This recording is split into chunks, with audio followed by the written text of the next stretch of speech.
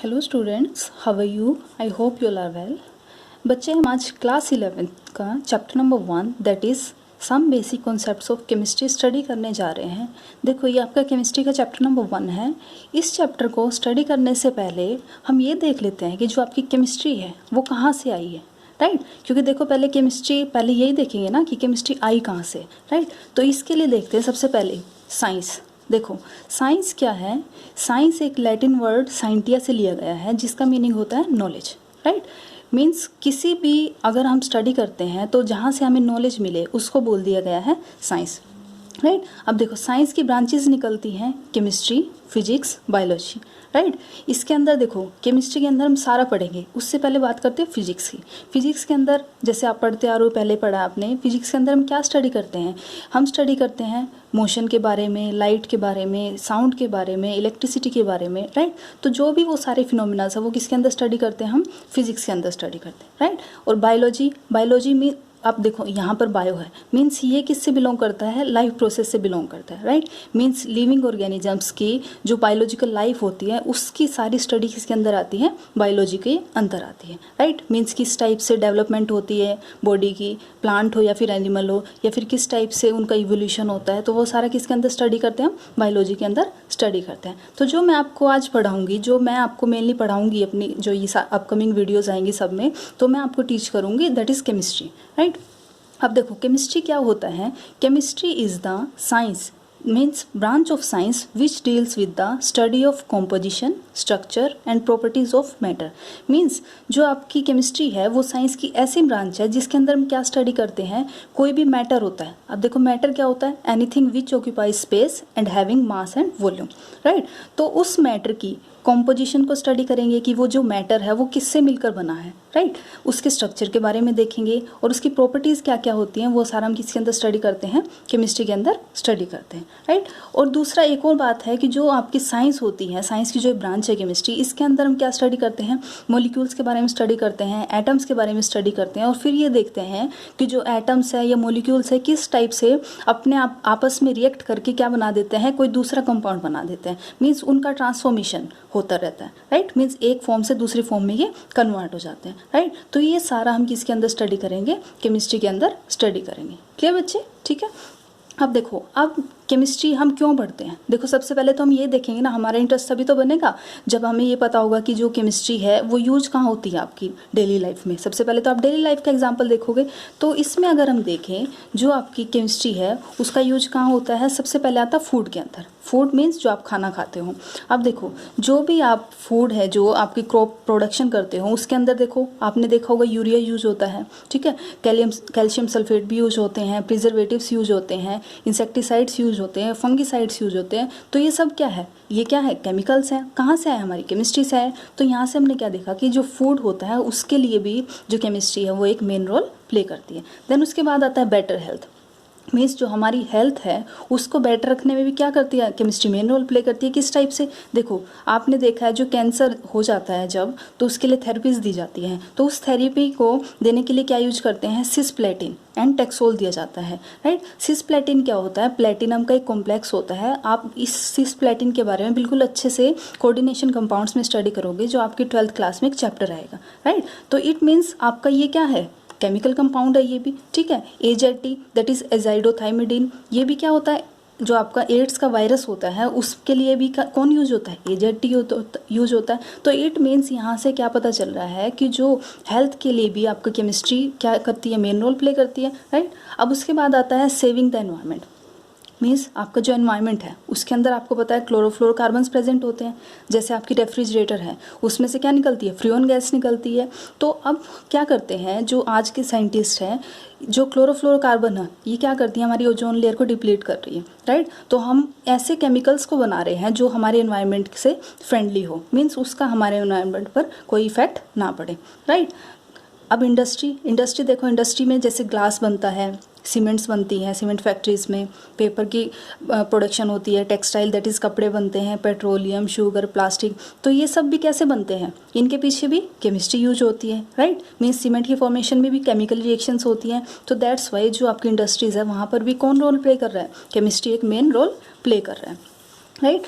Then इसके बाद आता है increase in comfort and pleasure, means जो आपका कंफर्ट के लिए आप जो भी सामान यूज करते हो, जो भी मटेरियल यूज करते हो, प्लेजर के लिए जो ये मटेरियल यूज कर रहे हो, वहाँ पर भी केमिस्ट्री यूज होती है। कैसे? सिंथेटिक फाइबर्स में भी क्या होता है, जब आप कोई भी फाइबर बनाते हो, मैनमेड जो फाइबर होता है उसमें भी क्या होता है, एस्टर्स यूज होते हैं, पॉलीएस्टर्स होते हैं, जो उसमें भी क्या होता है, रिएक्शंस होती है। रिएक्शन किस टाइप की? केमिकल रिएक्शन होती है, राइट। बिल्डिंग मटेरियल है, राइट, सीमेंट हो गया। उसके बाद जो सप्लाई ऑफ मेटल्स हैं, यूटेंसिल्स है, डिटर्जेंट्स हैं, परफ्यूम्स हैं। सिनेमा में भी क्या होता है, जो स्क्रीन होती है वहाँ पर भी क्या होता है, एक केमिकल अप्लाई किया जाता है जिसके ऊपर लाइट डाली जाती है, राइट। तो सब जगह आप जितना भी देखोगे अपने सराउंडिंग में, वहाँ पर क्या यूज हो रहा है, केमिस्ट्री यूज होती है, ठीक है। Nuclear and atomic energy, nuclear atomic energy में भी देखो आपने देखा हुआ है, जो भी एटॉमिक बॉम्ब होते हैं, न्यूक्लियर रिएक्टर्स होते हैं, उनसे क्या होता है, काफ़ी ज़्यादा अमाउंट में हीट निकलती है। तो उस हीट निकलने से जो एनर्जी प्रोड्यूस हो रही है उसके पीछे भी क्या है, केमिकल रिएक्शन होती है। किस टाइप से? देखो, आपने सुना हुआ यूरेनियम हेक्साफ्लोराइड होता है, दैट इज़ UF6। इसमें क्या होता है, यूरेनियम 235 आइसोटोप यूज होता है, राइट। किस लिए? एटॉमिक बॉम्ब बनाने के लिए। तो यहाँ पर भी केमिकल रिएक्शंस होंगी। तो इट मीन्स जो न्यूक्लियर पावर होती है, एटॉमिक एनर्जीज होती हैं, वहाँ पर भी केमिस्ट्री एक मेन रोल प्ले करती है, राइट। अब इसके बाद आता है वार में देखो जैसे TNT। अब TNT क्या होता है, दैट इज़ ट्राई नाइट्रोटोलीन। मैं आपको स्ट्रक्चर बना के दिखाती हूँ इसका, ट्राई नाइट्रोटोलीन का। ये आपकी बेंजीन है, राइट। इसमें क्या होगा, 2, 4 और आपका 6, यहाँ पर क्या हो जाएंगे, nitro group, NO2 group, that is nitro group, और यहाँ पर क्या आ जाएगा, CH3, और आपकी ये होगी बेंजीन, राइट। ये होता है आपका TNT, ठीक है, दैट इज़ ट्राई नाइट्रोटोलीन, राइट। तो ये आपका इसका स्ट्रक्चर है। ये यहाँ पर भी क्या लग रहा है, केमिस्ट्री यूज हो रही है, ठीक है। नेक्स्ट आता है मस्टर्ड गैस। अब मस्टर्ड गैस क्या होता है, मस्टर्ड गैस के अंदर आपका आता है, ये सल्फर है, इससे CH2 और यहाँ पर Cl, सेम इसी टाइप से CH2 एंड Cl। ये होता है मस्टर्ड गैस का फॉर्मूला, राइट। अब इस यहाँ पर भी क्या है, केमिकल फॉर्मूला है ये इसका, राइट। अब उसके बाद आता है फोस्जीन। ये फोस्जीन क्या होता है, फोस्जीन भी क्या है, एक तरह की गैस होती है, एक्सप्लोजिव्स होते हैं ये, ठीक है। फोस्जीन में क्या आएगा, COCl2, राइट। ये आपकी हो गई फोस्जीन गैस, ठीक है। सेम इस टाइप से RDX के बारे में तो आपने सुना हुआ है। तो जितने भी एक्सप्लोजिव्स होते हैं उनके पीछे भी क्या होती है, केमिस्ट्री यूज होती है। तो दैट्स वाई हमने क्या देखा कि जो केमिस्ट्री है वो आपकी डेली लाइफ में भी कितना मेन रोल प्ले करती है। न्यूक्लियर बॉम्ब बनाना हो या फिर वॉर के टाइम पे भी यूज होती है। तो यहाँ से हमने देखा कि किस टाइप से आपकी जो केमिस्ट्री है वो एक बेहद ही इंपॉर्टेंट रोल प्ले करती है। क्लियर बच्चे? अब देखो नेक्स्ट टॉपिक आता है ब्रांच ऑफ केमिस्ट्री। अब देखो जो केमिस्ट्री है वो भी फर्दर आगे कई ब्रांचेस में डिवाइडेड है, जैसे organic chemistry, inorganic chemistry, physical chemistry, analytical chemistry, biochemistry, nuclear chemistry, then उसके बाद जियो केमिस्ट्री, और उसके बाद photochemistry, and last electrochemistry, right. और भी काफ़ी ब्रांचेस होती हैं। अभी आपको सिर्फ इतना ही नॉलेज लेनी है, और ज़्यादा आप जब आगे स्टडी करोगे, स्पेशलाइजेशन करोगे जब आप केमिस्ट्री के अंदर, देखो आप क्या करोगे, अगर आपको जैसे केमिस्ट्री में जाना है तो आप केमिकल इंजीनियरिंग भी कर सकते हो, और उसके बाद जैसे 12th के बाद आप BSc में भी जा सकते हो, BSc ऑनर्स केमिस्ट्री कर सकते हो। जब BSc कंप्लीट कर लोगे देन उसके बाद एंट्रेंस होता है, उसके बाद फिर आप मास्टर्स करते हो, MSc इन केमिस्ट्री करते हो, राइट। फिर उस MSc में भी क्या आता है, स्पेशलाइजेशन आता है। स्पेशलाइजेशन किस टाइप से, उसमें क्या करोगे, आपको सिलेक्ट करना होता है, आपको ऑर्गेनिक में करना है, इनऑर्गेनिक में करना है, फिजिकल में करना है, ये सारी आगे ब्रांचेस आ जाती है। तो जब स्पेशलाइजेशन में आप इनके बारे में पढ़ते हो, पूरे के पूरा सब सिर्फ आप किसके बारे में स्टडी करोगे, ऑर्गेनिक के बारे में स्टडी करोगे। देन उसके बाद आप इनऑर्गेनिक में भी स्टडी करोगे, फिजिकल के बारे में भी स्टडी करते हैं। तो ये क्या है, स्पेशलाइज्ड ब्रांचेज आ जाती हैं इसमें, राइट। तो अब देखो मैं आपको बताती हूँ इनमें होता क्या है। जो ऑर्गेनिक केमिस्ट्री है, ऑर्गेनिक केमिस्ट्री के अंदर क्या पढ़ते हैं हम, हाइड्रोकार्बन्स के बारे में। मतलब हम इसके अंदर क्या स्टडी करेंगे, जो हाइड्रोकार्बन मतलब वो कंपाउंड जो हाइड्रोजन एंड कार्बन से मिलके बने होते हैं, और फर्दर इनके डेरिवेटिव्स के बारे में स्टडी करेंगे, राइट। इनऑर्गेनिक के अंदर नॉन लिविंग सोर्सेज, देखो जैसे इनऑर्गेनिक कंपाउंड्स में क्या होता है, ऐसे कंपाउंड्स होते हैं जो हम मिनरल्स एंड ओर से जो भी एलिमेंट्स निकाले जाते हैं उनसे जो फर्दर कंपाउंड्स बनते हैं वो किसके अंदर आते हैं, इनऑर्गेनिक केमिस्ट्री के अंदर आते हैं। तो वो सारा हम किसके अंदर पढ़ते हैं, इनऑर्गेनिक के अंदर, राइट। फिर उसके बाद आता है फिजिकल केमिस्ट्री। फिजिकल केमिस्ट्री के अंदर लॉज पढ़े जाते हैं, प्रिंसिपल्स पढ़े जाते हैं, जैसे ये आपका हो गया Charles law, Boyle's law, Avogadro law, तो वो सारे किसके अंदर आते हैं, फिजिकल केमिस्ट्री के अंदर आते हैं, राइट। उसके बाद आता है एनालिटिकल केमिस्ट्री। एनालिटिकल केमिस्ट्री के अंदर एक्सपेरिमेंट्स किए जाते हैं। उन एक्सपेरिमेंट का पर्पज़ क्या होता है, आपके पास कोई भी कंपाउंड दिया गया है तो आपको ये चेक करना है उस कंपाउंड के अंदर क्या क्या प्रेजेंट है। सपोज करो आपके पास देखो NaCl दे दिया, तो आपको नहीं पता वो NaCl है, तो आपको ये देखना होता है कि Na आयन प्रेजेंट है इसके अंदर, टेस्ट लगाते हैं, और क्लोराइड आयन इसके अंदर प्रेजेंट है, राइट। तो ये सारा किसके अंदर आता है, आपके एनालिटिकल केमिस्ट्री के अंदर आता है। क्वांटिटेटिव मतलब अमाउंट, क्वांटिटी बता रहा है ना, तो हम ये चेक करते हैं कि उसकी क्वांटिटी कितना ग्राम प्रेजेंट है, मिलीग्राम में प्रेजेंट है, तो सारा हम किसके अंदर स्टडी करते हैं, वो एनालिटिकल केमिस्ट्री के अंदर स्टडी करते हैं। फिर आता है बायोकेमिस्ट्री। बायोकेमिस्ट्री के अंदर देखो नाम से ही पता चल रहा है, बायो मीन्स लाइफ से रिलेटेड होगा, तो इसके अंदर क्या पढ़ते हैं हम, जो भी हमारी बॉडी के अंदर या फिर जो भी लिविंग बींग्स होती है, प्लांट हो गया या एनिमल हो गया, उनके अंदर जो भी केमिकल प्रोसेसेस होती हैं वो सारा हम किसके अंदर स्टडी करते हैं, बायोकेमिस्ट्री के अंदर स्टडी करते हैं, क्लियर। फिर उसके बाद आता है न्यूक्लियर केमिस्ट्री। न्यूक्लियर केमिस्ट्री के अंदर क्या होता है, जो रेडियो एक्टिव एलिमेंट्स होते हैं, राइट, उनके बारे में स्टडी किया जाता है। जैसे आप रेडियम वगैरह हो गया, तो जो भी रेडियो एक्टिव एलिमेंट्स होते हैं उनकी सारी स्टडी किसके अंदर हम करते हैं, न्यूक्लियर केमिस्ट्री के अंदर हम उनकी स्टडी करते हैं। फिर आता है जियो केमिस्ट्री। जियो देखो, जियो मीन्स अर्थ। जो अर्थ होती है हमारी, उसके अंदर जो भी एलिमेंट्स पाए जाते हैं, जो क्रस्ट है, उसकी लेयर है, उसके अंदर जो भी एलिमेंट्स पाए जाएंगे उनके स्ट्रक्चर्स के बारे में देखा जाता है, जो भी कंपाउंड्स मिलते हैं उसकी कॉम्पोजिशंस चेक की जाती हैं, ठीक है। तो सारा किसके अंदर आता है, वो जियो केमिस्ट्री के अंदर आता है। फिर उसके बाद आता है फोटो मीन्स लाइट, राइट। तो हम क्या देखते हैं इसके अंदर, जो भी केमिकल रिएक्शंस हो रही हैं उन केमिकल रिएक्शन के ऊपर अगर लाइट डाली जाती है तो उस लाइट का उस रिएक्शन के ऊपर क्या इफेक्ट पड़ता है, वो सारा हम किसके अंदर स्टडी करते हैं, फोटो केमिस्ट्री के अंदर स्टडी करते हैं।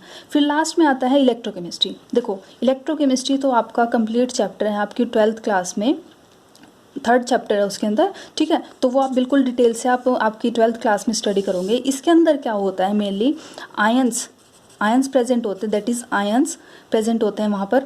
उन आयंस की मूवमेंट की वजह से वहाँ पर करंट इंड्यूस होता है, ठीक है। तो वहाँ पर क्या होता है, इलेक्ट्रिकल एनर्जी किस में कन्वर्ट होती है, केमिकल एनर्जी में कन्वर्ट होती है। और एक ऐसा फिनोमिना भी होता है जिसमें केमिकल एनर्जी किस में कन्वर्ट होती है, इलेक्ट्रिकल एनर्जी में। तो दोनों फिनोमिनाज को आप स्टडी करोगे किसके अंदर, इलेक्ट्रोकेमिस्ट्री के अंदर, ठीक है बच्चे। तो ये मैंने आपको बताई है ब्रांचेस केमिस्ट्री की। जो केमिस्ट्री है आगे फर्दर किस किस ब्रांच में जाती है, डिवाइड हो जाती है, और उसमें क्या क्या हम उसमें स्टडी करते हैं। क्लियर बच्चे, आई होप आपको इतना क्लियर। अब देखो एक टर्म आता है एलिमेंट। अब देखो बोलते रहते हैं element, carbon element, sulphur element, ये एक्चुअल में एलिमेंट होता क्या है, तो उस चीज़ को मैं बताती हूँ। एलिमेंट क्या होता है, element is defined as the pure substance that contains only one kind of particles. Means वो एक ऐसा प्योर सब्सटेंस होता है जिसके अंदर क्या होते हैं, सिर्फ एक ही टाइप के पार्टिकल्स प्रेजेंट होते हैं। ये जो पार्टिकल्स है वो एटम्स भी हो सकते हैं और मोलिक्यूल्स भी हो सकते हैं। अब देखो कैसे, यहाँ पर मैंने एग्जांपल लिखा है, कार्बन, सल्फर, आयरन, गोल्ड, ये सब क्या है, इनके अंदर क्या है, सिर्फ एक ही टाइप के एटम्स प्रेजेंट है, राइट। देखो जैसे आपका कार्बन है ये, इसके अंदर कार्बन के एटम्स कैसे प्रेजेंट हो गए, यहाँ कार्बन प्रेजेंट है, ठीक है। तो मीन्स यहाँ पर क्या होगा, एक ही सिंगल एटम की फॉर्म में यहाँ पर प्रेजेंट होगा। लेकिन देखो कुछ एलिमेंट ऐसे होते हैं जो सिंगल फॉर्म में ना रह के क्या कर सकते हैं, जॉइंट फॉर्म में प्रेजेंट होते हैं। कैसे, देखो हाइड्रोजन है, ये इस फॉर्म में एग्जिस्ट नहीं करता है, ये किस फॉर्म में एग्जिस्ट करता है, ये किसी दूसरे हाइड्रोजन एटम के साथ कंबाइन करता है और फिर ये अपने इलेक्ट्रॉन से ज्वाइन करके ये किस फॉर्म में एग्जिस्ट करता है, दैट इज H2 की फॉर्म में एग्जिस्ट करता है। मीन्स दैट कंटेन्स 2 और मोर atoms held together. Means 2 atom भी हो सकते हैं, 2 से ज़्यादा भी हो सकते हैं, ठीक है। तो इनको बोलते हैं हम एलिमेंट्स, राइट, ठीक है। मीन्स कुछ ऐसे एटम होते हैं जो सिंगल होते हैं और कुछ ऐसे एटम्स होते हैं जो 2 या 2 से ज़्यादा की फॉर्म में प्रेजेंट होते हैं, राइट। अब इनके टाइप्स देखते हैं। Types, metals, non metals, metalloids. आपने देखा है मेटल्स भी होते हैं एलिमेंट, ठीक है, जैसे सोडियम, मैग्नीशियम हो गया। नॉन मेटल्स, जो नॉन मेटल्स होते हैं जैसे कार्बन हो गया, नाइट्रोजन हो गया, ऑक्सीजन हो गया, राइट। मेटलॉइड्स क्या होते हैं, जो दोनों की प्रॉपर्टी शो करें, मीन्स मेटल की भी प्लस नॉन मेटल की प्रॉपर्टी शो करें, तो उनको बोलते हैं हम मेटलॉइड्स। जैसे सिलिकॉन हो गया, जर्मेनियम हो गया। तो जो ये होते हैं एलिमेंट्स, इनको बोलते हैं हम मेटलॉइड्स, जो दोनों की प्रॉपर्टी शो करते हैं, मेटल की प्रॉपर्टी शो करते हैं और नॉन मेटल की प्रॉपर्टी शो करते हैं। क्लियर बच्चे, ठीक है। अब एक टर्म आता है दैट इज कंपाउंड। कंपाउंड भी सुना होगा आपने, लेकिन आपको समझ नहीं आता है कि ये कंपाउंड एक्चुअली होता क्या है, तो वो मैं बताती हूँ अभी आपको। Compound are the pure substances containing more than one kind of elements और एटम्स। मीन्स कंपाउंड क्या होते हैं, प्योर सब्सटेंसेस होते हैं, लेकिन उनके अंदर क्या प्रेजेंट होता है, एक से ज़्यादा एलिमेंट भी प्रेजेंट हो सकते हैं और एटम्स भी प्रेजेंट हो सकते हैं। ठीक है, देखो जैसे मैंने एग्जाम्पल लिखा है CO2। अब CO2 के अंदर कार्बन भी प्रेजेंट है और ऑक्सीजन भी प्रेजेंट है, राइट। SO2 सल्फर भी प्रेजेंट है और ऑक्सीजन भी प्रेजेंट है। सल्फ्यूरिक एसिड में हाइड्रोजन भी है, सल्फर भी और ऑक्सीजन भी है। हाइड्रोजन क्लोराइड में हाइड्रोजन भी और क्लोरीन भी है। कॉपर सल्फेट में कॉपर भी प्रेजेंट है, सल्फर भी प्रेजेंट और ऑक्सीजन भी प्रेजेंट है। तो इट मीन्स एक से ज़्यादा टाइप के एलिमेंट्स प्रेजेंट है यहाँ पर, तो इसलिए इनको क्या बोला जाता है, इन सब्सटेंसेस को बोलते हैं हम कंपाउंड्स। क्लियर बच्चे, ठीक है। अब देखो इनकी टाइप्स किस टाइप से डिवाइडेड है इनके, एक होता है ऑर्गेनिक कंपाउंड्स, दूसरा होता है इनऑर्गेनिक कंपाउंड्स। ऑर्गेनिक के अंदर क्या होता है, जो कंपाउंड्स जिनके अंदर क्या प्रेजेंट हो, कार्बन प्रेजेंट हो और दूसरे क्या एलिमेंट प्रेजेंट हो, जैसे हाइड्रोजन हो गया, नाइट्रोजन हो गया, ऑक्सीजन हो गया, सल्फर हो गया या फिर हेलोजेंस हो गए। ये एलिमेंट्स अगेन कार्बन के साथ कंबाइन होते हैं और जो कंपाउंड बनता है उनको बोलते हैं हम ऑर्गेनिक कंपाउंड। लेकिन जो इनऑर्गेनिक कंपाउंड्स होते हैं इनके अंदर क्या प्रेजेंट होता है, कोई भी एलिमेंट, आपको पता है कि आपकी जो पीरियोडिक टेबल है 118 एलिमेंट्स होते हैं, ठीक है। अब इन एलिमेंट्स में कोई भी किन्हीं भी दो या दो से ज़्यादा एलिमेंट से मिलके जो भी कंपाउंड्स बनेंगे, जैसे आपका NaCl हो गया, ठीक है, या फिर आपका को कुछ भी लगा लो, कोई भी प्रेजेंट लगा लो, MgSO4 हो गया, ठीक है। तो जैसे भी जो भी कंपाउंड्स होते हैं किनको छोड़ के, जिनके अंदर कार्बन हाइड्रोजन अगर ना आ रहे हैं तो उनको बोलते हैं हम इनऑर्गेनिक कंपाउंड्स। क्लियर, ठीक है। अब दूसरा पॉइंट देखो, जो आपके ऑर्गेनिक कंपाउंड्स होते हैं वो कहाँ से मिलते हैं हमें, एनिमल से और प्लांट से मिलते हैं, राइट। लेकिन जो आपके इनऑर्गेनिक कंपाउंड्स है वो कहाँ से मिलते हैं, हमें मिनरल से मिलते हैं और रॉक से मिलते हैं, राइट। तो इस टाइप के कंपाउंड्स को बोला जाता है इनऑर्गेनिक कंपाउंड।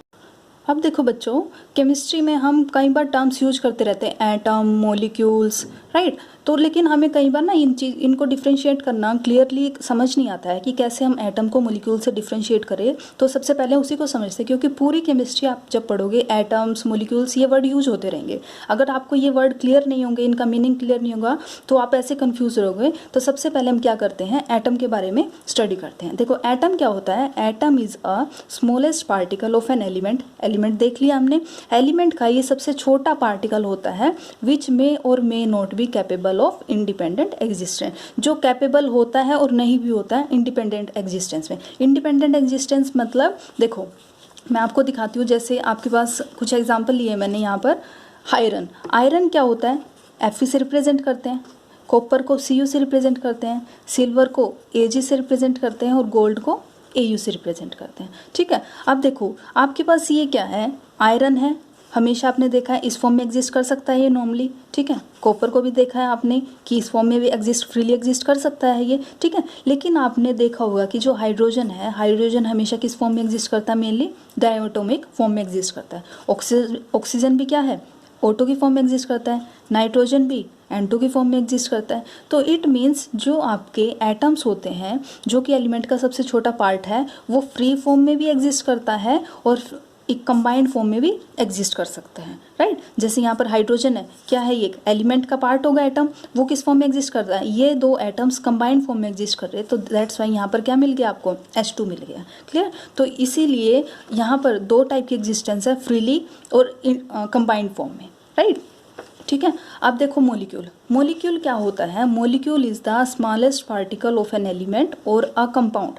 देखो यहाँ पर ध्यान देने वाली बात है कि जो मॉलिक्यूल होता है वो किसका पार्ट है, मीन्स स्मॉलेस्ट पार्टिकल किसका है, एलिमेंट का भी और कंपाउंड का भी हो सकता है, जो कि फ्रीली एग्जिस्ट करता है। कैसे, देखो एलिमेंट का किस टाइप से, आपके पास देखो एलिमेंट है हीलियम, नियोन, H2, ठीक है। अब देखो इसका जो मॉलिक्यूल होगा, इन एलिमेंट का जो मॉलिक्यूल होगा वो देखो मोनो एटॉमिक भी हो सकता है। आपने देखा है हीलियम कैसे एग्जिस्ट करता है, अकेला एग्जिस्ट करता है, ठीक है। ये क्या है, आपके इनर्ट गैसेस है, हीलियम अकेला एग्जिस्ट करता है। लेकिन आपने देखा है जो हाइड्रोजन है वो किस फॉर्म में एग्जिस्ट करता है, H2 के फॉर्म में एग्जिस्ट करता है। और आपने ट्राइएटॉमिक में देखा ओजोन में क्या होता है, आपके जो 3 एटम है वो 3 के पेयर में एग्जिस्ट करता है। मीन्स ये O3 कब बनेगा, जब 3 एटम्स कंबाइन करेंगे, राइट, ठीक है। और सेम इसी टाइप से अगर हम 4 का देखें तो 4 में होता है P4, ठीक है। जो फॉस्फोरस है वो किस फॉर्म में एग्जिस्ट करता है, टेट्राएटॉमिक फॉर्म में एग्जिस्ट करता है। तो यहाँ से हमने क्या देखा, जो इन मॉलिक्यूल्स के एटम्स एलिमेंट्स होते हैं, मीन्स जो एलिमेंट्स के जो मॉलिक्यूल प्रेजेंट है यहाँ पर मोनोएटॉमिक फॉर्म में भी एग्जिस्ट करते हैं, डायएटॉमिक फॉर्म में भी एग्जिस्ट करते हैं, ट्राईएटॉमिक फॉर्म में भी एग्जिस्ट करते हैं और पॉलीएटॉमिक फॉर्म में भी एग्जिस्ट करते हैं। जैसे आपका हो गया सल्फर, सल्फर हमेशा किस फॉर्म में एग्जिस्ट करता है, एसिड की फॉर्म में एग्जिस्ट करता है। ठीक है, आप फर्दर इनके बारे में अच्छे से पढ़ोगे। अब नेक्स्ट आता है, ये तो हमने देखे एलिमेंट्स के मॉलिक्यूल। अब टर्न आती है कंपाउंड्स के मॉलिक्यूल। अब देखो कंपाउंड क्या होता है, कंपाउंड कब बनता है, जब दो या दो से ज़्यादा टाइप के आपके जो एलिमेंट है वो कंबाइन करते हैं तो क्या बनता है, कंपाउंड बनता है। ठीक है, अब सेम इस टाइप से यहाँ पर भी होगा, जो मॉलिक्यूल्स होंगे कंपाउंड के अंदर अलग अलग टाइप के होते हैं, मीन्स हेटेरोएटॉमिक होते हैं। तो दैट्स वाई जो मॉलिक्यूल होंगे वो भी कैसे होंगे, हेटेरोएटॉमिक होंगे। मीन्स जैसे देखो HCl है, ये आपका हाइड्रोजन है, ये आपका Cl है, तो यहाँ पर दोनों अलग टाइप के नेचर है इनका। ठीक है, यहाँ पर वाटर में देखते हैं, ये आपका हाइड्रोजन है 2 और ये आपका ऑक्सीजन है, सेम इस टाइप से CO2 बन जाएगा। तो इनको बोलते हैं हेटेरोएटॉमिक मॉलिक्यूल्स। मीन्स जो ये मिलेंगे आपको, जो आपको मॉलिक्यूल्स इन कंपाउंड्स का जो मॉलिक्यूल होगा वो क्या होगा, डिफरेंट एलिमेंट से मिलकर बना होता है। क्लियर। अब एक टर्म आती है एटोमिसिटी। एटोमिसिटी के अंदर क्या होता है, देखो सिंपली कुछ नहीं है इसके अंदर। देखो मैं आपको बताती हूँ, ये ऑक्सीजन है, ये आपके पास O3 है, या फिर सिंपली ले लो जैसे H2। ये आपके पास जो भी आपके पास जैसे देखो यहाँ पर मॉलिक्यूल है, ये हाइड्रोजन का मॉलिक्यूल प्रेजेंट है। ठीक है, अब यहाँ पर ये देखना है कि कितने एटम से मिलकर बना है। यहाँ पर एटम कितने हैं, 2 एटम से मिलकर बना है। ऑक्सीजन भी 2 एटम से मिलकर बना है। जो आपको ओजोन है वो 3 एटम से मिलकर बना है। ठीक है, और आपको जो P4 होगा वो कितने एटम से मिलकर बना है, 4 से। तो जितने एटम से मिलकर बने होते हैं ये जो आपके एलिमेंट्स हैं, ठीक है, तो इनको बोलते हैं हम atomicity. Means it is defined as number of atoms of the element. Means जो एलिमेंट है वो कितने एटम से मिलकर बना हुआ है, एक मॉलिक्यूल के अंदर उस एलिमेंट के कितने एटम्स प्रेजेंट है। ये आपका ऑक्सीजन मॉलिक्यूल है, इसके अंदर ऑक्सीजन के कितने एटम्स प्रेजेंट है, 2 एटम प्रेजेंट है। यहाँ पर ओजोन के अंदर O3 है, इस मॉलिक्यूल के अंदर ऑक्सीजन के कितने एटम्स प्रेजेंट है, 3 एटम प्रेजेंट है। तो दैट्स वाई जो O2 की एटोमिसिटी होगी 2, O3 की एटोमिसिटी होगी 3। अगर हम P4 लिखेंगे तो P4 में एटोमिसिटी हो जाएगी 4। ठीक है बच्चे, तो आई होप इतना क्लियर हो गया होगा आपको। तो हमने अब तक क्या स्टडी किया, केमिस्ट्री के बारे में देखा, डेफिनेशन देखी, उसकी एप्लीकेशंस देखी कि कहाँ कहाँ यूज होते हैं। देन उसके बाद हमने एलिमेंट को स्टडी किया, एलिमेंट की डेफिनेशन देखी, टाइप ऑफ एलिमेंट्स देखे। देन उसके बाद हमने कंपाउंड को स्टडी किया, कंपाउंड के टाइप्स देखे, राइट। फिर उसके बाद हमने देखा कि एटम क्या, जो एटम होता है उसको किस टाइप से डिफाइन करते हैं, कैसे डिफ्रेंशिएट करते हैं मॉलिक्यूल से। मॉलिक्यूल के टाइप्स देखे कि मॉलिक्यूल किस टाइप से एलिमेंट के मॉलिक्यूल होते हैं और किस टाइप से कंपाउंड के मॉलिक्यूल्स होते हैं। फिर उसके बाद हमने देखा एटोमिसिटी। एटोमिसिटी को देखा कि जो भी मॉलिक्यूल है वो उस एलिमेंट के कितने एटम से मिलकर बना होता है, तो उसको बोलते हैं हम एटोमिसिटी। क्लियर बच्चे, आई होप इतना क्लियर हो गया होगा आपको अच्छे से। ठीक है, अब इसके बाद हम जो स्टडी करेंगे वो आता है आपका एटॉमिक एंड मॉलिक्यूलर मास। ठीक है, एटम के बारे में देख लिया आपने, मॉलिक्यूल के बारे में देख लिया। अब जो ये एटम्स हैं, एटम के मास के बारे में देखेंगे, उस मॉलिक्यूल के मास के बारे में देखें। क्लियर बच्चे, देखो अब आता है एटॉमिक एंड मॉलिक्यूलर मास। इस टर्म को समझने से पहले हम क्या देखते हैं, देखो जो एटम का मास था, देखो एटम का साइज क्या होता है, काफ़ी स्मॉल होता है, वेरी वेरी स्मॉल। ठीक है, तो इसके जो एटम के मास को मेजर करने के लिए एक टेक्निक यूज की गई, दैट इज़ मास स्पेक्ट्रोमेट्री। आज भी हम इसका यूज करते हैं। इस मास स्पेक्ट्रोमेट्री के अंदर क्या होता है, हम अपना सैंपल लेते हैं, सैंपल लिया, उस इंस्ट्रूमेंट के अंदर डाल देते हैं इसको। ठीक है, जैसे इस इंस्ट्रूमेंट में हम सैंपल डालते हैं तो वो हमें जो भी सैंपल डाला है उसके एक एटम के मास का वैल्यू हमें दे देता है। ठीक है, तो यहाँ पर भी ऐसे हुआ। तो सबसे पहले हमने क्या किया, इसके अंदर हमने हाइड्रोजन एटम डाल दिया, दैट इज़ हाइड्रोजन मॉलिक्यूल की फॉर्म में डाला था, तो उसने एक एटम के मास को हमें बता दिया। तो जो वैल्यू बताई उसने, अब देखो क्या था, जो हाइड्रोजन था वो काफ़ी लाइटर होता है। ठीक है, तो लाइटर होने की वजह से सबसे पहले हमने किसको सिलेक्ट किया, हाइड्रोजन को सिलेक्ट किया। तो उसका जो मास, जो भी वैल्यू आई थी उसको हमने क्या कंसिडर करके चले, उसको 1 यूनिट कंसिडर किया, राइट। देखो अब हम क्या करते हैं, जब भी ग्राफ प्लॉट करते हैं तो उसके अंदर क्या होता है, एक ओरिजिन लेकर चलते हैं। ओरिजिन में यहाँ पर 0 0 होता है, इसके विद रिस्पेक्ट हम यहाँ वैल्यू निकालते हैं 1 2 3 1 2 3, राइट। तो जो ये वैल्यूज़ होती है किसके विद रिस्पेक्ट होती है, इस ओरिजिन की एक पॉइंट होता है, इसके विद रिस्पेक्ट चेक करते हैं कि जो डिस्टेंस है इतना 1 सेंटीमीटर है, इतना डिस्टेंस है 2 सेंटीमीटर है, इतना डिस्टेंस है तो 3 सेंटीमीटर है, तो किसी के विद रिस्पेक्ट निकालते हैं। तो सेम इसी टाइप से यहाँ पर भी हुआ कि हम हाइड्रोजन को स्टैंडर्ड लेकर चले, इसके विद रिस्पेक्ट हमने दूसरे एलिमेंट्स का मास कैलकुलेट किया, राइट, ठीक है। तो लेकिन थोड़े टाइम बाद क्या हुआ, जो आपका हाइड्रोजन था उसको रिप्लेस कर दिया कार्बन 12 को। अब देखो कार्बन 12 क्यों, आपके पास देखो कार्बन है, इसके आइसोटोप्स होते हैं कार्बन 12, कार्बन 13, कार्बन 14। अब देखो कार्बन 12 क्यों सिलेक्ट किया, क्योंकि जो इसकी अबंडेंस होती है, मीन्स जो परसेंटेज मिलती है हमारे एटमॉस्फेयर में, उसकी जो परसेंटेज होती है वो क्या होती है, मैक्सिमम होती है, राइट।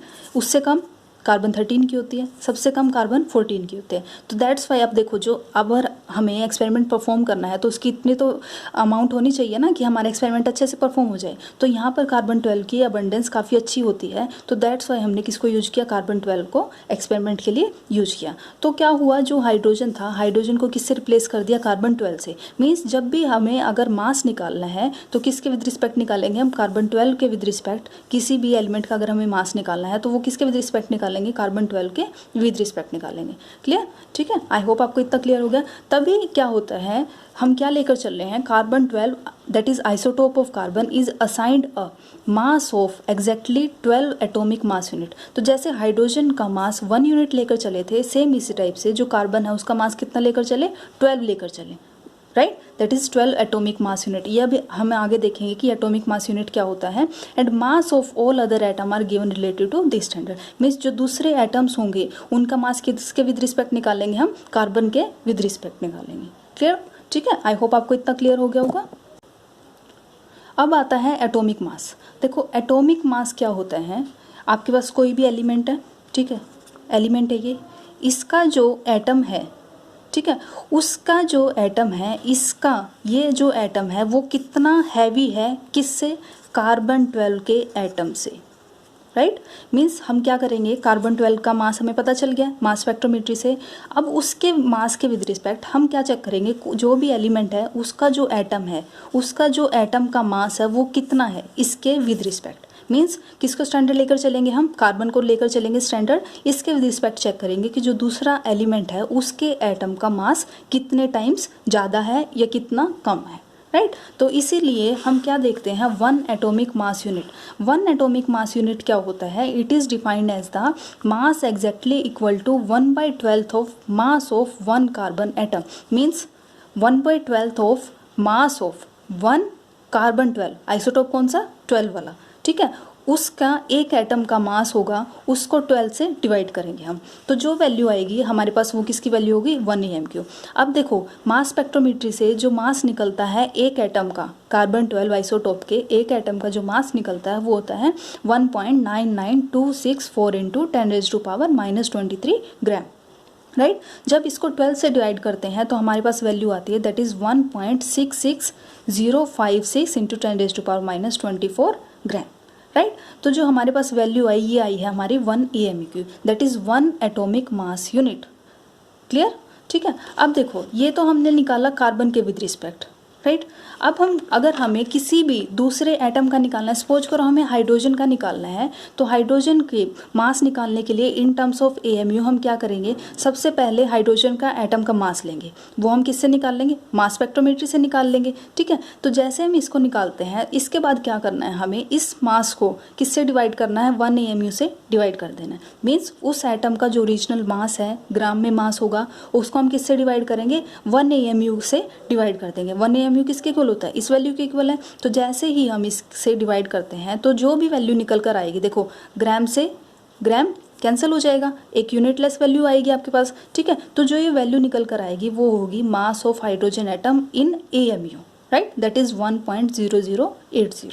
क्लियर। सेम इसी टाइप से किसी भी एलिमेंट का हम मास निकाल सकते हैं, जैसे ऑक्सीजन हो गया, ऑक्सीजन का भी निकाल सकते हैं, सल्फर हो गया, किसी का भी निकाल सकते हैं। बस हमें क्या करना है, उसका जो एटम होगा उसको मास निकालना है। सबसे पहले किससे, मास स्पेक्ट्रोमेट्री की हेल्प से मास निकालेंगे, देन उस मास को हम क्या करेंगे, AMU से डिवाइड करेंगे। तो जो भी आपका मास होगा वो किसकी टर्म्स में आ जाएगा, AMU की टर्म्स में आ जाएगा।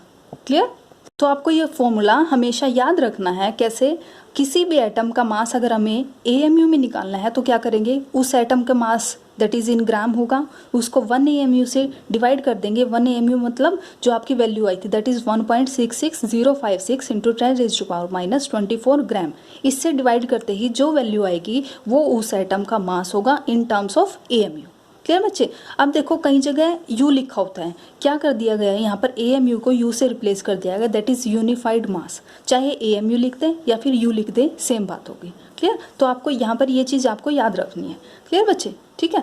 अब देखो एक टर्म आता है एवरेज एटॉमिक मास। अभी हमने निकाला एटॉमिक मास, अभी ये एवरेज क्या होता है? एवरेज कैसे निकालते हैं हम? सपोज करो आपको 3 टर्म्स का एवरेज निकालना है तो हम क्या करते हैं, उन टर्म्स को ऐड कर देते हैं, ठीक है, और फिर लास्ट में सपोज करो 1 2 3 था, 3 टर्म थी, 3 से डिवाइड किया, ये हमारे पास क्या आ जाएगा, एवरेज निकल जाएगा। क्लियर? तो सेम इसी टाइप से अब हमें यहाँ पर क्या करना है, अब एवरेज किस लिए निकाल रहे हैं? देखो मैंने अभी बताया था आपका जो कार्बन है वो 3 आइसोटोप की फॉर्म में एग्जिस्ट करता है, कार्बन 12, कार्बन 13, कार्बन 14, 3 आइसोटोप है। अब हम इसका मास कैसे लेकर चलेंगे? अब आपने देखा होता है जो आपकी पीरियोडिक टेबल होती है उसके अंदर जो कार्बन का मास होता है यहाँ एटॉमिक नंबर लिखा जाता है और जो मास होता है वो यहाँ लिखा जाता है। अब आपको कैसे पता चलेगा? इसका कुछ वैल्यू होती है, इसकी कुछ वैल्यू होती है, इसकी कुछ वैल्यू होती है, तो इसीलिए हम क्या करते हैं, इनका एवरेज लेते हैं। इन एटम्स के मास का एवरेज निकाला जाता है, फिर उस एवरेज वैल्यू को हम कहाँ रखते हैं, पीरियोडिक टेबल में जो आपके एलिमेंट्स रखे गए हैं वहाँ पर उनका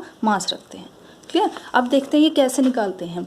तो सबसे पहले हम क्या करते हैं, आइसोटोप लिखा, कार्बन 12, कार्बन 13, कार्बन 14 आइसोटोप्स लिख दिए। उसके बाद उनकी अबंडेंस, मैंने अभी बताया था कि अबंडेंस वाइज कार्बन 12 की सबसे ज़्यादा होती है दैट इज़ 98.892, ठीक है, कार्बन 13 की 1.108, कार्बन 14 की 2 × 10⁻⁻10, ये अबंडेंस होती है। ठीक है, अगर हमें इसको परसेंटेज में निकालना है तो अब क्या करेंगे, देखो हमें क्या करना, अगर इसको फ्रैक्शन में निकालना है तो इसके लिए हम क्या कर देते हैं, इसको, ये तो हमारी परसेंटेज है, अगर हम इसको 100 से डिवाइड कर देंगे तो फ्रैक्शन में आ जाएगा दैट इज़ 0.98892, राइट। अब इसका मास देखते हैं, अगर हम एटॉमिक मास तो वो कितना होता है, कार्बन 12 का मास होता है 12, कार्बन 13 का 13.00335, कार्बन 14 का 14.00317। ठीक है, अब हमें क्या करना है, एवरेज एटॉमिक मास के लिए हम ये वैल्यू लेंगे, दैट इज़ इन वैल्यूज़ को हमें क्या करना है, 100 से डिवाइड करना है। जैसे 100 से डिवाइड करेंगे, कार्बन 12 की डिवाइड की 0.98892 आ गई। अब इसको क्या करना है, इस वैल्यू को इसके एटॉमिक मास से मल्टीप्लाई करना है, कर दिया मल्टीप्लाई। ठीक है, फिर उसको ऐड करना है नेक्स्ट वाले के प्रोडक्ट से, इसको और इसको मल्टीप्लाई करना है, फिर उसको ऐड करना है किसमें, इसके और इसके प्रोडक्ट से, दैट इज़ फर्स्ट कार्बन 12 का मल्टीप्लाई प्लस कार्बन 13 की टर्म्स का मल्टीप्लाई और प्लस कार्बन 14 की टर्म्स का मल्टीप्लाई। तो जब हम इसको सोल्व करते हैं तो हमारे पास वैल्यू आती है that is 12.011 U, that is unified mass. तो जो ये वैल्यू निकली हमारे पास वो है कार्बन का एवरेज एटॉमिक मास। ठीक है बच्चे, तो सेम इसी टाइप से जो भी आपके पास एलिमेंट होते हैं जो आइसोटोप की फॉर्म में एग्जिस्ट करते हैं, जैसे आपके पास क्लोरीन हो गया, ठीक है, नियोन हो गया, वो भी क्या करते हैं, आइसोटोप की फॉर्म में एग्जिस्ट करते हैं। तो जो आपकी पीरियोडिक टेबल होती है उसके अंदर भी क्या होता है, उनका एवरेज एटॉमिक मास लिखा होता है, राइट। जैसे आपका नियोन है, नियोन का कितना होता है एवरेज, सेम इसी टाइप से निकालेंगे, परसेंटेज अबंडेंस से मल्टीप्लाई कर देंगे उसके एटॉमिक मास को हर एक आइसोटोप के, राइट। तो यहाँ से जो वैल्यू निकलेगी दैट विल बी 20.179 यूनिट। देखो मैंने यहाँ लिख दिया है, कार्बन है जो आपका नीचे एटॉमिक नंबर है, ऊपर मास है। ठीक है, यहाँ 17, 35.5, 10, 20.2। इसी टाइप से जो भी आपकी पीरियोडिक टेबल के अंदर लिखे होते हैं सारे एलिमेंट, उनका जो मास लिखा होता है वो होता है एवरेज एटॉमिक मास। क्लियर? अब देखो एक नई टर्म आती है ग्राम एटॉमिक मास। देखो देख कर डरना नहीं है, कुछ नहीं है इसके अंदर, सिंपली एटॉमिक मास निकालोगे, उसके पीछे यूनिट क्या लगा देनी, आपको ग्राम लगा देनी, सिंपली, और कुछ नहीं है इसके अंदर। जब भी एटॉमिक मास को हम ग्राम में रिप्रेजेंट करते हैं तो उसको हम बोल देते हैं gram atomic mass, that is atomic mass of an element expressed in grams is called gram atomic mass, या फिर 1 ग्राम का एटम, राइट। देखो एटॉमिक मास ऑक्सीजन का कितना है, 16 AMU निकाल दिया हमने। अब अगर हमसे कोई पूछे कि ग्राम एटॉमिक मास बताओ ऑक्सीजन का, तो हम क्या करेंगे, सिंपली कुछ भी नहीं, AMU को हटा के हम क्या लगा देंगे, ग्राम लगा देंगे, तो ये क्या बन जाएगा आपका ग्राम एटॉमिक मास, सिंपल। ठीक है, अब इसके बाद टर्म आता है मोलिकुलर मास। अभी तक हम किसके बारे में स्टडी कर रहे थे, एटम के बारे में स्टडी कर रहे थे। अब हम स्टडी करेंगे मोलिक्यूल के बारे में, ठीक है। मीन्स मोलिक्यूल का मास कैसे निकालेंगे। Molecular mass is the sum of atomic mass of elements present in the molecule. Means आपके पास कोई मोलिक्यूल है, उनके एटम्स के मास को जब हम ऐड कर देते हैं तो जो टोटल निकल कर आता है मास, वो क्या होता है, molecular mass. For example methane आपके पास, अब देखो मीथेन के अंदर एक कार्बन प्रेजेंट है और 4 हाइड्रोजन प्रेजेंट है, राइट। तो इसके लिए अगर हम मोलिकुलर मास निकालेंगे तो हम क्या करेंगे, सबसे पहले तो हम क्या लिख देंगे, उस एलिमेंट के जितने एटम प्रेजेंट है। सपोज करो कार्बन एलिमेंट है, उसके कितने एटम प्रेजेंट है, 1। उसको किससे मल्टीप्लाई करेंगे, उसके मास से, ठीक है। और मास कौन सा लेकर चल रहे हैं, एवरेज एटॉमिक मास, तो किससे मल्टीप्लाई कर देंगे, 12.011 यूनिट से, ठीक है। फिर उसके अंदर हम क्या ऐड करेंगे, जितने नंबर ऑफ एटम्स है दूसरे एलिमेंट के। तो जो आपका हाइड्रोजन है उसके कितने एटम्स प्रेजेंट है, 4 हैं। तो हम क्या करेंगे, 4 से मल्टीप्लाई कर देंगे किसको, इसके मास से, दैट इज 1.008 यूनिट। इसके बाद जो सोल्व करके वैल्यू आएगी दैट इज 16.043 यूनिट। जो वैल्यू आएगी वो क्या होगा, molecular mass of methane, right. Means आपका जो मीथेन मोलिक्यूल था उसका हमने क्या कर दिया है, मोलिकुलर मास निकाल दिया है। मीन्स किसी भी मोलिक्यूल का मास कैसे निकालेंगे, जितने भी एटम्स हैं उनके मास को अगर हम ऐड कर देते हैं तो क्या निकल जाता है आपके पास, मोलिकुलर मास। फॉर एग्जाम्पल और देख लो, वाटर है, वाटर के अंदर क्या प्रेजेंट होता है, एक तो ऑक्सीजन होगा और 2 हाइड्रोजन प्रेजेंट होंगे। तो जो आपका ऑक्सीजन का मास है उसके अंदर क्या ऐड कर देंगे, 2 इंटू जो हाइड्रोजन का मास होता है। फिर उसके बाद जो फाइनल वैल्यू निकल कर आएगी वो आएगी आपकी 18.02 यूनिट। तो ये क्या होगा, मोलिकुलर मास होगा किसका, वाटर के मोलिक्यूल का। क्लियर बच्चे, ठीक है। अब इसके बाद आता है ग्राम मोलिकुलर मास। सिंपल, कुछ भी नहीं है, जो आपने मोलिकुलर मास निकाला यहाँ से, इसको क्या करना है, सिर्फ ग्राम में रिप्रेजेंट करना है। कैसे, जैसे यहाँ पर यू लिखा हुआ था, इसकी जगह अगर हम जी लिख देंगे दैट इज ग्राम लिख देंगे, तो जो वो मास आएगा वो क्या बन जाएगा, आपका ग्राम मोलिकुलर मास बन जाएगा। या फिर हम उसको बोल देंगे 1 ग्राम मोलिक्यूल बोल देंगे, राइट। जैसे gram molecular mass of water is equal to 18.02 gram. Means gram था तो इसलिए हमने क्या लगा दिया, पीछे जी लगा दिया। क्लियर। अब एक नई टर्म आती है दैट इज़ फॉर्मूला मास। काफ़ी अच्छी टर्म है ये भी। देखो इसके अंदर क्या होता है, अभी तक हम क्या देख रहे थे, एटम्स का मास देख रहे थे, मोलिक्यूल का मास देख रहे थे। मीन्स कुछ ऐसे कंपाउंड थे जो एटम से मिलकर बने थे या फिर मोलिक्यूल से मिलकर बने थे। लेकिन जो अब हम कंपाउंड स्टडी करेंगे वो होते हैं आयनिक कंपाउंड। देखो बच्चे, आयन कैसे बनता है, सिंपली पहले देखो आयन कैसे फॉर्मेशन होता है। देखो सोडियम है, ठीक है। अब इसके पास क्या है, 11 प्रेजेंट होता है। मीन्स एटॉमिक नंबर इसका कितना प्रेजेंट होता है, 11, ठीक है। मीन्स उसका जो वैलेंस शेल में क्या प्रेजेंट होता है, 2, 6। देखो जैसे आपके पास सोडियम है, इसका एटॉमिक नंबर कितना होता है, 11 होता है। अगर हम इसके इलेक्ट्रॉन्स को देखें तो 2, 8, 1, राइट। अब देखो इसके पास जो लास्ट वैलेंस शेल है उसके अंदर क्या प्रेजेंट है, 1 इलेक्ट्रॉन प्रेजेंट है। तो अपना ऑक्टेट कंप्लीट करने के लिए क्या करता है, ये इस इलेक्ट्रॉन को लूज कर देता है, राइट। तो जैसे ही लूज करता है दैट इज Na से जब 1 इलेक्ट्रॉन निकल जाता है दैट इज -1 इलेक्ट्रॉन, तो ये क्या बन जाता है, आयन की फॉर्मेशन में कन्वर्ट हो जाता है। मीन्स सोडियम आयन बन जाता है, राइट।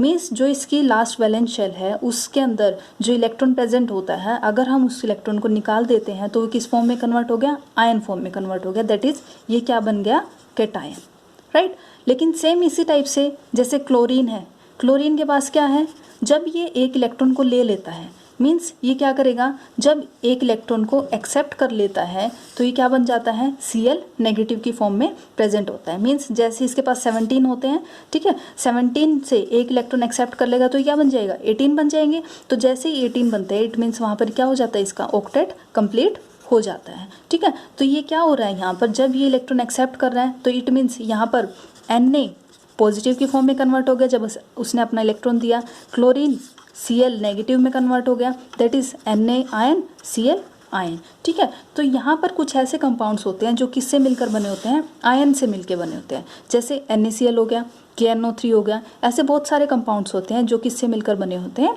आयन से मिलकर बने होते हैं, ठीक है, ना कि मॉलिक्यूल से।